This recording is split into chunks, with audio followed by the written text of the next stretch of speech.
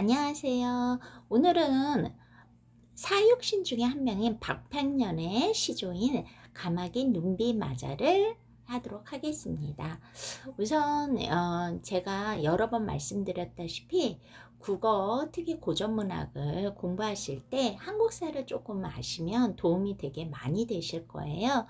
오늘 박팽년인 경우에는요, 사육신 중에 한 사람이라고 앞서 말씀을 드렸는데요. 사육신에 대해서 먼저 배경을 좀 알고 나면요, 아마 이 시조가 달리 보이실 것 같습니다. 그래서 간단하게 설명을 드리고자 합니다. 이 사람은 바로 단종의 표준 연정 사진이거든요. 여기 이제 이분 같은 경우에는 아버지가 문종이에요. 할아버지가 세종이죠. 그래서 이제 세종대왕이 돌아가신 후에 아버지인 문종이 그 직위를 이어받았는데, 불행히도 아버지 문종이 일찍 죽었단 말이죠. 그래서 어린 단종이 왕이 되게 되었어요. 그런데 문종에게는 아주 야욕이 가득한 동생이 있었죠. 바로 수양대군입니다. 훗날 이제 세조가 되는 인물인데요. 이 수양대군은요, 어린 단종을 쫓아내고 본인이 왕이 되었어요. 그래서 그러한 과정에서 아무래도 많은 사람들이 희생이 됐겠죠. 그 역사적 사건이 바로 개유정난이 되겠고요. 그런데 어찌어찌 해가지고 단종은 상황으로 이제 뒷방신세가 되었단 말이죠. 그런데 많은 신하들 중에 많은 신하들이 세조를 섬기기는 했었지만, 일부 신하들 중에서는 문종의 유언에 따라서 단종에게 충성을 바치고자 하는 충신들이 있었단 말이에요. 그 대표적인 이제 충신들이 바로 사육신이 되겠죠. 그 사육신에는요, 총 6명이 있어요. 이 사육신이라는 명칭을 한 사람이요, 남해원이라고요, 생유신 중에 한 사람이거든요. 그 사람이 육신전이라는 작품에서 사육신이라고 명명했어요. 그래서 성삼만 많이 들어보셨죠? 박팽년, 바로 이제 우리가 배울 시조를 지은 사람이고요. 하위지, 이계, 유성원, 유은부 등 6명이었는데요. 이들은 거기 세조를 등지고 단종 복위 운동을 하려고 하다가 결국에는 탄로가 났어요. 그러다 보니까 어떻게 돼요? 세조가 가만히 안 있었겠죠. 그래서 능지처사 후에 어떻게 되냐면 3일간 목이 효수되는 사람들도 있었답니다. 그래서 나중에 단종 같은 경우는 영월로 거기 유배를 가서 그 다음에 비참하게 17살이라는 나이로 숨을 거두게 되거든요. 그래서 17살이면 지금으로 말하면 고등학교 1학년인가요? 굉장히 안타까운 죽음을 맞게 되죠. 이 사람이 바로 박팽년입니다. 했는데 단종 복위 운동을 하다가 들킨 다음에요. 그래서 이제 세조가 국문을 하게 되었어요. 그랬더니 세조가 막 기리기리 날뛴 거예요. 내 이놈 박팽년, 너는 충청도 관찰사 시절에 내게 장계를 올리면서 신이라 친했던 것을 잊었느냐? 이렇게 막 이야기를 한 거죠. 그랬더니 난 그런 적 없소이다, 딱 얘기를 한 거예요. 그래서 이제 세조가 본 거죠. 그래서 시는 이렇게 쓰잖아요. 그렇잖아요.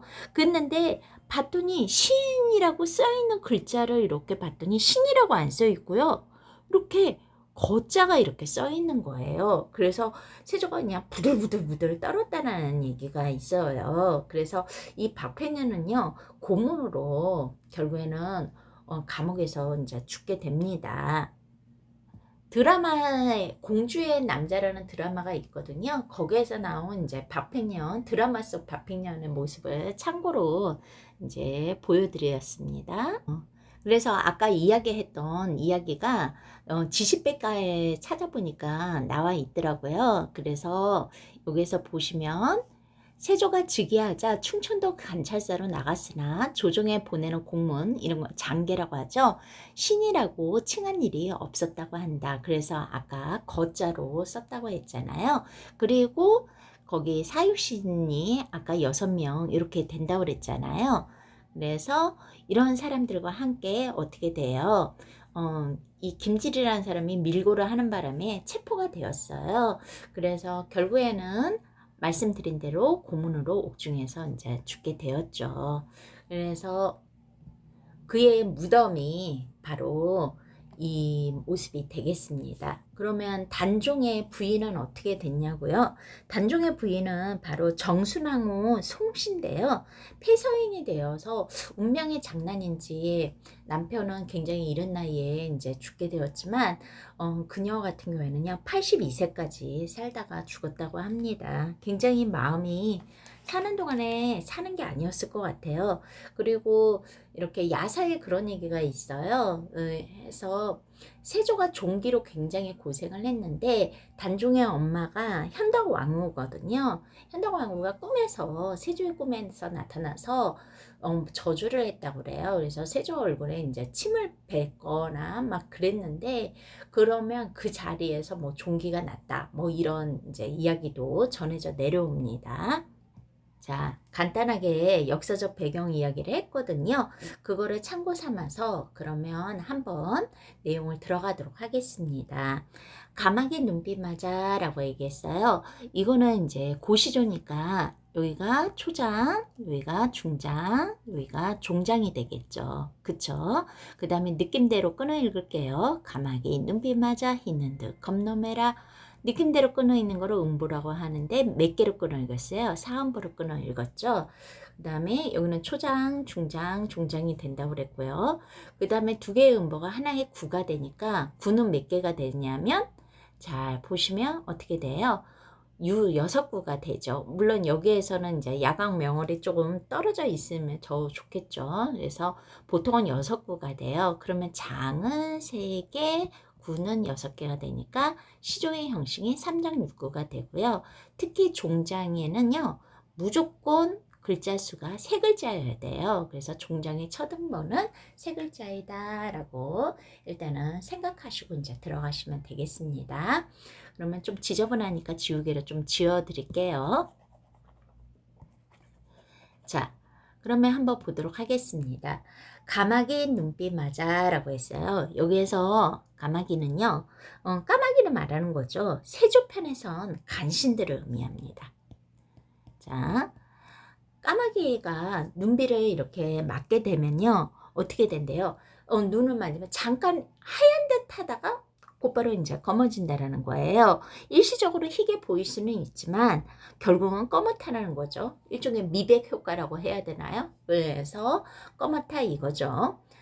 간신은 간신은 간신이라는 거겠죠.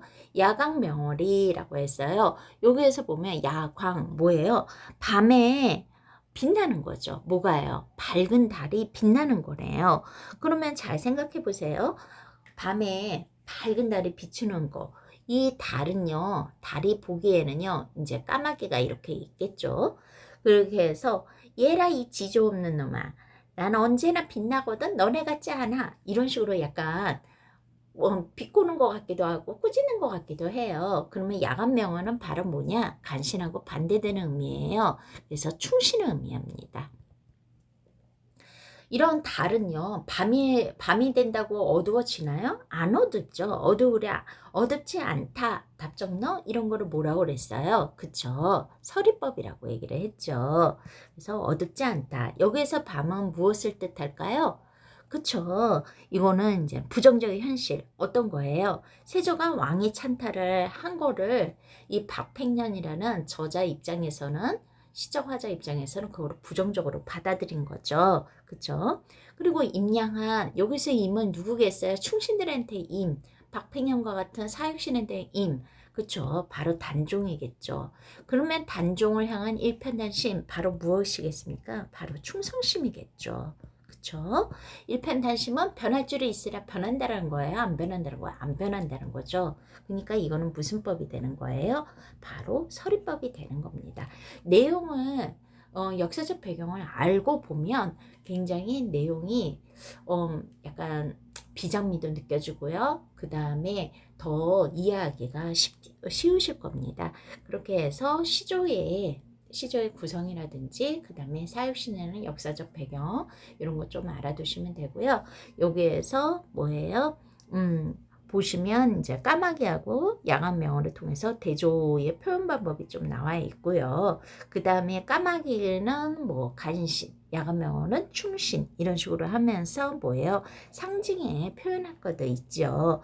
그리고 어두우랴 변할 줄이 있으랴 이와 같이 뭐예요? 서리법도 보일 수 있는 거죠. 자, 어떻게 공부하실 만 하셨어요? 그러면 오늘은 여기까지 하겠습니다. 거기에 국어하고 역사하고 항상 연결을 해가지고 관련이 있을 때는 이런 식으로 설명을 드리려고 합니다. 수고하셨습니다.